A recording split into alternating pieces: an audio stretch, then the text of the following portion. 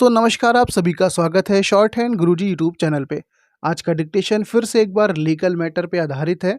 इसकी गति 80 शब्दों प्रति मिनट रहेगी। थोड़ा सा फ्लक्चुएशन भी आपको महसूस होगा बीच में, जो कि एक अच्छे अभ्यास के लिए जरूरी भी होता है। डिक्टेशन आपसे चाहे जैसे भी बने लिखने का प्रयास किया करिए। अगर आप एक बार में अच्छा नहीं कर पाते हैं तो उन शब्दों की आउटलाइंस बनाइए जो डिक्टेशन में आए हुए हैं और दोबारा से लिखने की कोशिश करिए। और अगर आप पहली बार में ही बहुत अच्छे से कर लेते हैं, आपका बहुत अच्छा डिक्टेशन होता है, तो आपको उस डिक्टेशन की स्पीड बढ़ा के एक बार 1.25 यानी कि 80 पे बोला गया है तो आप 100 पे स्पीड हो जाएगी वो, तो आपको 100 पे लिखना चाहिए।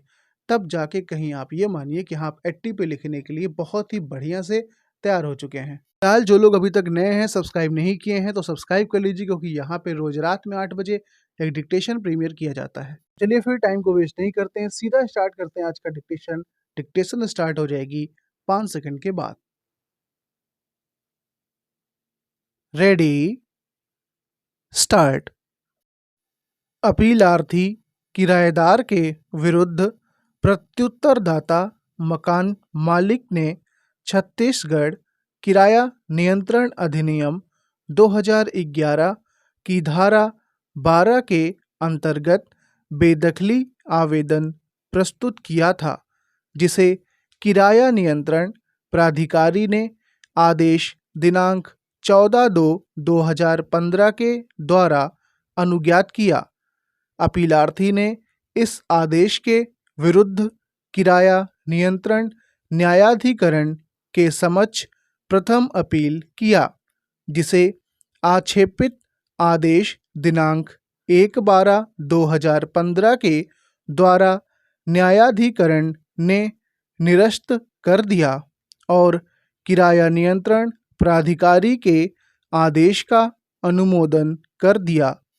अतः अपीलार्थी ने अधिनियम की धारा 13(2) के अंतर्गत सीधे उच्चतम न्यायालय के समक्ष यह अपील प्रस्तुत किया। छत्तीसगढ़ किराया अधिनियम 2011 की धारा 13 के उपधारा 2 के अंतर्गत किराया नियंत्रण न्यायाधिकरण के समक्ष अपील करने का निम्न प्रावधान किया गया है। 2. किराया नियंत्रण न्यायाधिकरण के किसी आदेश के विरुद्ध अपील उच्चतम न्यायालय में होगी।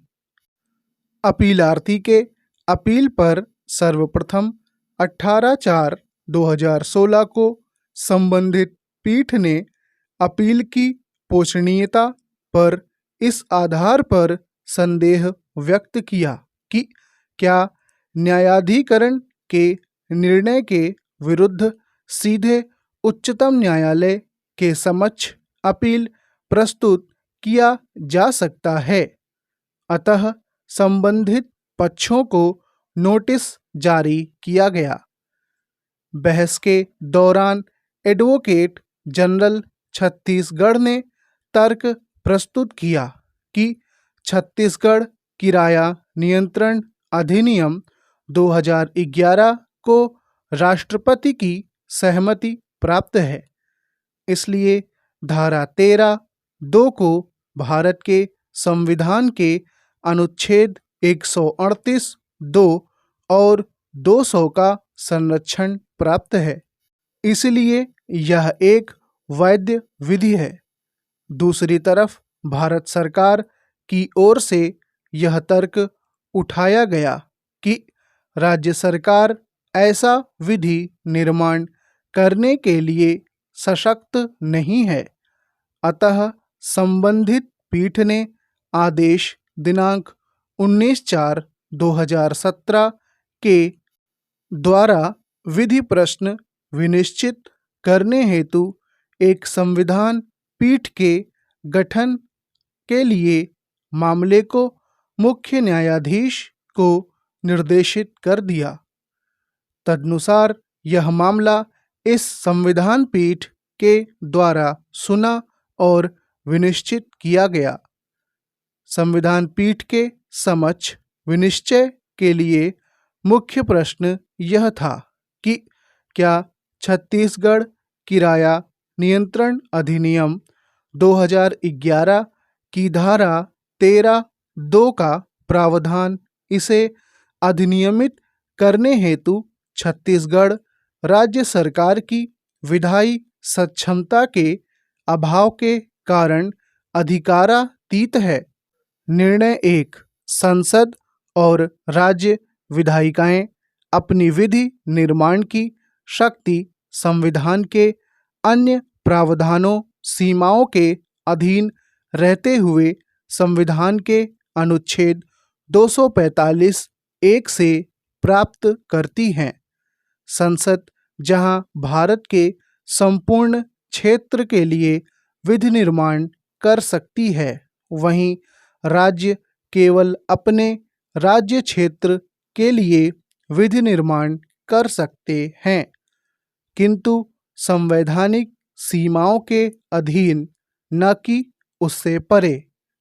अनुच्छेद 246 1 और 3 के प्रभाव में संसद संघ सूची 1 एवं समवर्ती सूची के विषयों पर कानून बना सकती है, जबकि राज्य अनुच्छेद 246 1 और 3 के अधीन रहते हुए ही राज्य सूची के विषयों पर कानून बना सकती है। इस प्रकार प्रश्नगत विषय संघ सूची के सूची 1 का प्रविष्टि 77, राज्य सूची की प्रविष्टि 8 और 65 तथा समवर्ती सूची की प्रविष्टि 6 से संबंधित है। निर्णय 2। संविधान के अनुच्छेद 124 के अंतर्गत उच्चतम न्यायालय की स्थापना किया गया है और अनुच्छेद 131 से 145 के अंतर्गत इसके शक्तियों एवं कृत्यों का उल्लेख किया गया है, किंतु संविधान में ऐसा कोई भी प्रावधान नहीं है जो किसी राज्य विधायिका द्वारा निर्मित किसी विधि के अधीन किसी न्यायाधिकरण के आदेश से सीधे उच्चतम न्यायालय में अपील का प्रावधान करता हो।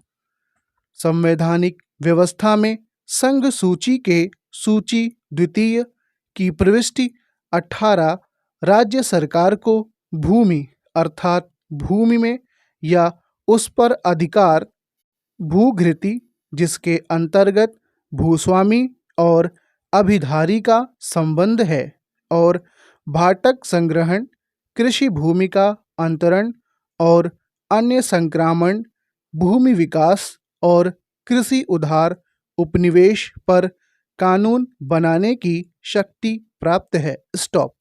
आप लोग को डिक्टेशन अच्छा लगा हो तो प्लीज़ लाइक ज़रूर करिएगा। मिलते हैं अगली वीडियो में, तब तक के लिए गुड बाय।